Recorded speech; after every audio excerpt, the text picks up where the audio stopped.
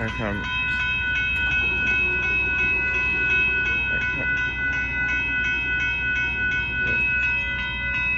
Looks like Amtrak Texas Eagle 22 is coming now.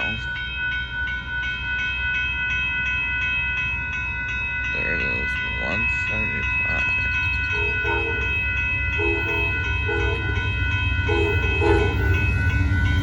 Oh, I'm sorry, 72 there.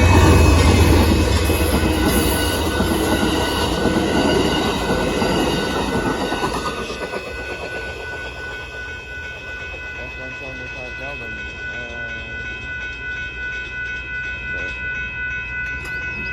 Stop out. Cool.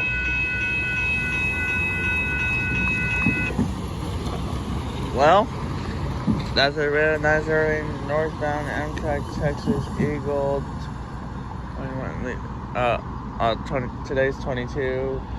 Last 72, no, 175 last night.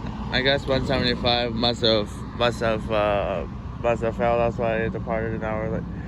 The arrival from last night, but that's what happens. Anyways, we got good horsepower out of it though, so that's it for now though. Bye bye.